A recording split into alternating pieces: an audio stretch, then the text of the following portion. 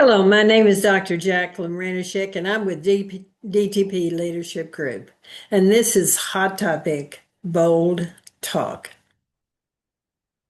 I want to talk to you about the state of American democracy, the power struggle that's going on, and the conflicts that have been happening in 2026. So I want to introduce what I think is not normal at all for our country, and it shows what's happening and what's occurring on the national level. There's no question in mind the United States in 2026 is not just divided, it is in a sustained confrontation over power. It's not absolute power. It's not abstract power. It's not theoretical power.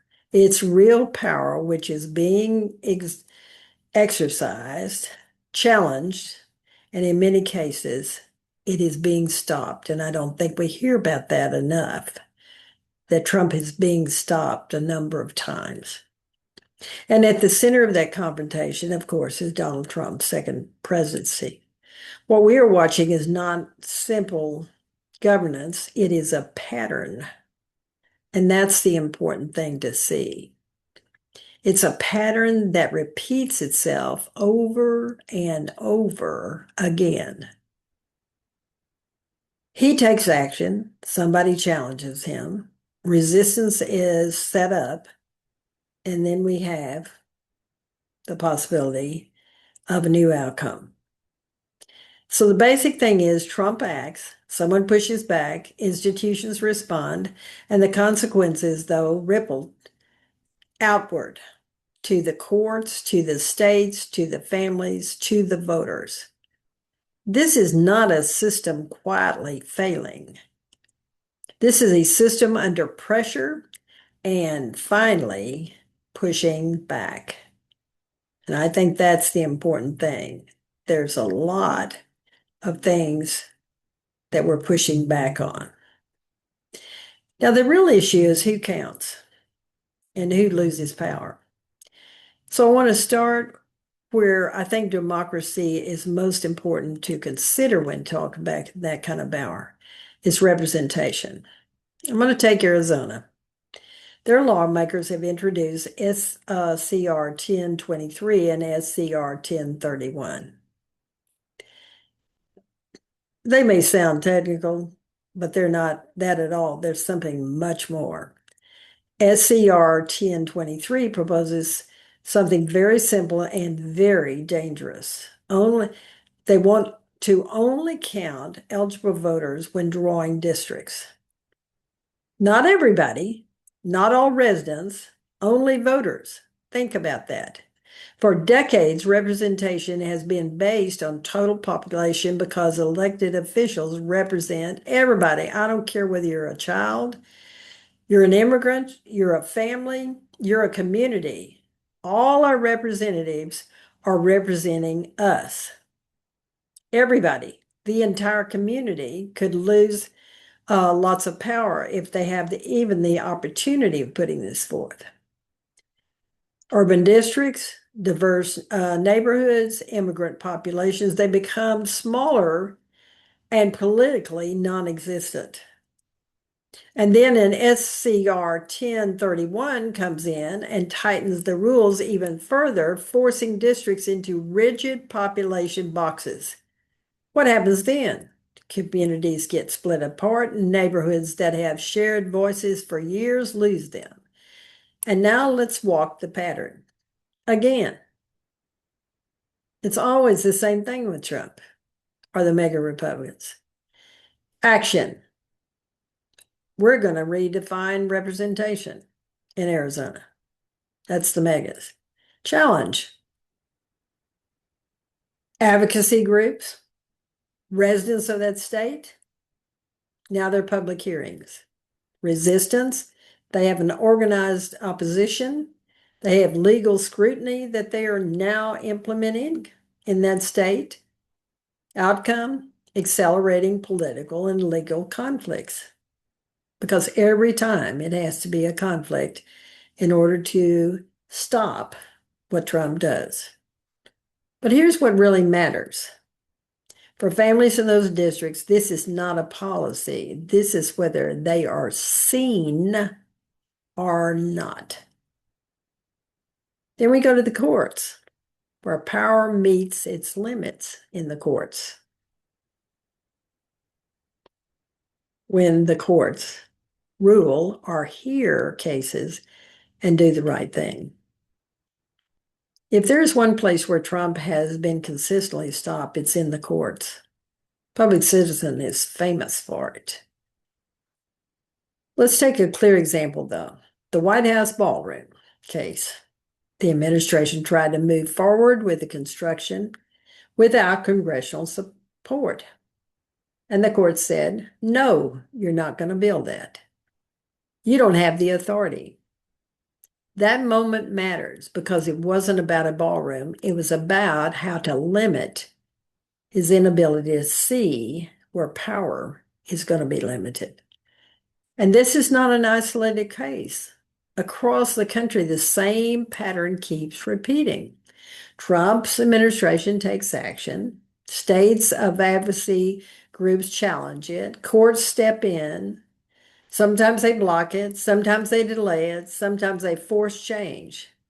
But they respond. Think about the people involved here. State attorney general filing lawsuits. Civil rights organizations coordinating legal strategies. Judges making decisions under national scrutiny. This is not abstract constitutional theory. This is active resistance. And when you step back, the pattern becomes undeniable. Trump acts, the courts respond, limits are enforced. And then we go to the Congress. Yeah, they struggle. They remain silent. But let's talk about the Congress, because this is where things get really complicated. The Congress is not functioning the way it has for so many years because it's dominated by the mega Republicans. There's division, there's gridlock on getting things passed. We have fewer laws being passed ever with any Congress than this one, but it's not completely absent some of the passing of laws. One of the clearest signs of strain is a Democratic representative decided to use discharge petitions. That's when lawmakers bypass leadership just to get a vote. Think about what that means. The normal system isn't working, so they are working around it. Again, the pattern. Trump takes action, or the Congress takes some kind of action. It creates a legislative gridlock. Response, procedural workaround. Outcome, governance continues, but the governance is under lots of strain. And at times, Congress does push back. Yeah, they had oversight hearings. Some of them, I think, were not effective, but they had oversight hearings. Some of the oversight hearings they need to have, they're not having. But there is public challenges now. There is a clear attempt to limit executive power. Yeah, it's not consistent. It's not always successful, but it happens and it matters that there's this pushback and the limits set. The voting is another thing. It's becomes very, very personal, voting. Now let's bring this down to where most people feel it. Voting is essential to all of us to have a voice, because democracy is not experienced in theory, it's experienced at the ballot box. Across multiple states, we are seeing certain kinds of things. Trump wants to be very restrictive on voter ID laws, wants to reduce early voting. It's happening in a town where I live. Limitations on mail-in ballots. And again, the pattern happens. Action is taken by Trump's administration. Restrictions are introduced. Challenge. Lawsuits are filed. Outcome, courts intervene sometimes. But there's what it looks like in real life. Let's look at what it really looks like in real life. A working parent who can't get to the polls in time to vote because of the restricted times. A student who doesn't have the right ID. A rural voter driving miles further just to vote because they changed the location. This is where policy becomes very personal. This is where democracy either works or it doesn't. Let's go to foreign policy. Well, let's take it and ourselves outside of this country for a moment, because these same actions are the same things that are happening outside of the United States. Let's take Iran. Tensions, uncertainty, criticism from experienced diplomats that there is no way there could be negotiations since the people that are trying to negotiate don't have the skills to do it. It's like everything else Trump has done. He has very inadequate human beings that he's chosen to lead things, and so we have a very limited possibility of something happening. So he uses blockades, or he does anything to control somebody else because that's all he knows. But here's the key. When instability hits global oil markets, we all felt it. We felt it at the gas pumps, in the grocery stores, and we see it in our monthly budget. So again, Trump takes foreign policy and creates instability. The market reacts, families pay the price.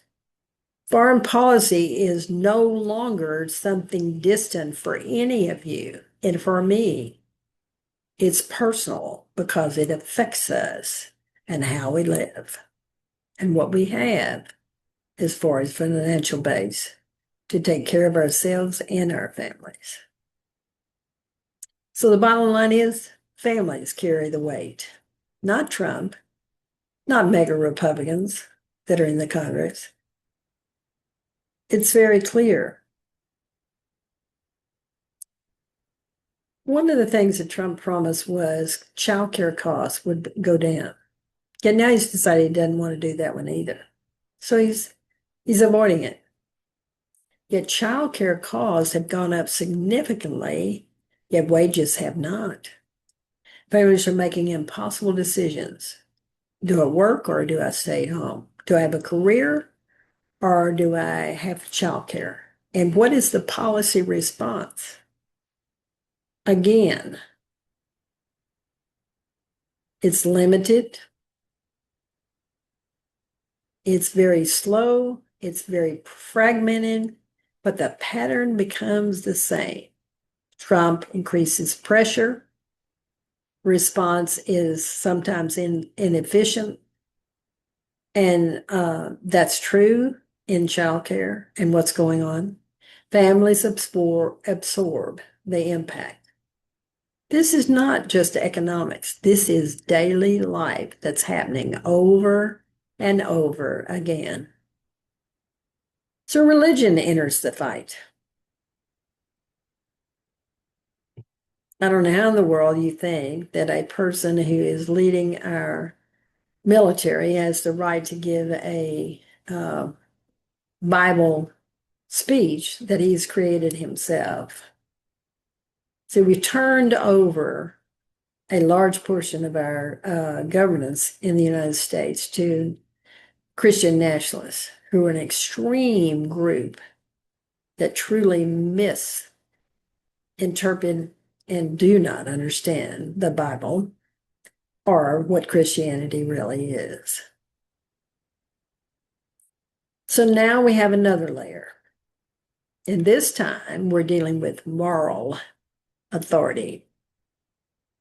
So religious leaders get tired of Trump and all the things he's put out on his social media. And this includes the Pope. And the Pope is speaking out on war, on justice, on leadership. And what happens, these words don't just just inform, they are intensified. The more Trump does something, the more Pope takes a stand and other people in this country screaming about what he did. Because now political disagreement becomes moral disagreement. See, people finally see that there is no moral code that Trump lives by or any of the mega Republicans. So now we're looking at right versus wrong, not just policy versus policy. And that raises the stakes because people start paying attention to what's happening. And that's the reason I do these podcasts. I want you to keep paying attention because voting is going to happen this year in important ways.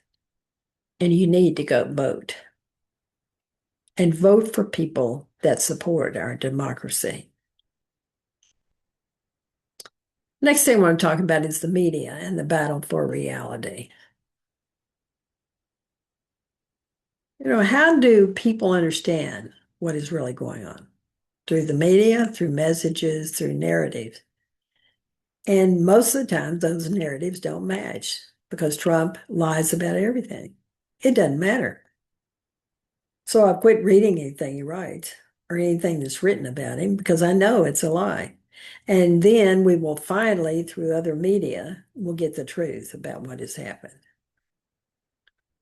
So now we have to have different outlets. We have to have different interpretations to establish what reality really is. So again, we're in the same pattern. An event happens, Trump says something, or some mega Republican says something. Stories are identified as diverging and not the same as what legitimate media puts out versus what Trump and megas are saying. The public's divided. And when people don't agree on reality, anything else becomes harder because we keep hearing the disagreements. The disagreements can be resolved, but you can't resolve them when you're a representative in Congress and refuse to stand up against Trump and do the right thing. So another thing is, let's really look. I've talked about a number of different topics, and yet the pattern cannot be ignored. Let's look at them all together. Cross-representation and trying to take away representation, same pattern. Trump reacts, someone responds, organizations respond, and then action is taken to stop him. It's not just representation, it's about the courts, it's about Congress, it's about voting, it's about foreign policy, it's about the economy, it's about the media. The same thing is always happening. Trump acts, he is then challenged, and over again, he's challenged. Courts intervene, states resist his actions, advocacy groups mobilize, and citizens respond. This is not random. This is a system responding under pressure. So let's look. What is the real risk or the real danger? It's not just any one policy. It's not even just Trump. It's this. What happens when people stop trusting the system itself? When elections are questioned, when courts are doubted, when institutions are seen as illegitimate, because democracy does not just run on rules, it runs on trust. And so the mistrust that's been created by all the Trump corruption and all the actions taken by Republicans in Congress that prevent anything reasonable from happening or limiting him, we're always in a test. 2026 is a constant test. It's a system under strain, a president being challenged, institutions holding but being tested. Trump hasn't gone unchecked, that's clear. But the frequency of these confrontations, the intensity and the divisiveness that it brings tells us something even bigger is happening. This is not just politics. This is a true test. A test of where the American democracy can withstand sustained pressure and still function. And what is the outcome? I don't know. But I do know we need to continue to challenge, vote them out of office, and do something about reestablishing the rule of law and the right as a human being, no matter your age, no matter where you come from, that you have the right to be in America. The interesting thing is, yeah, we don't know what the outcome is. However, we're still writing it. And the more you and I vote, and the more you and I stand against what's happening in this country of ours, the more we are rewriting what Trump and megas really wanted to do.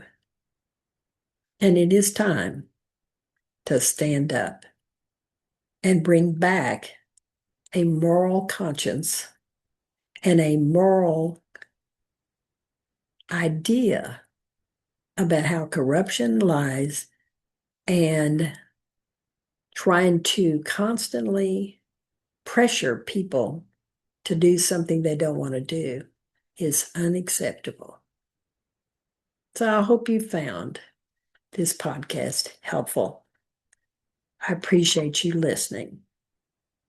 Thank you so much.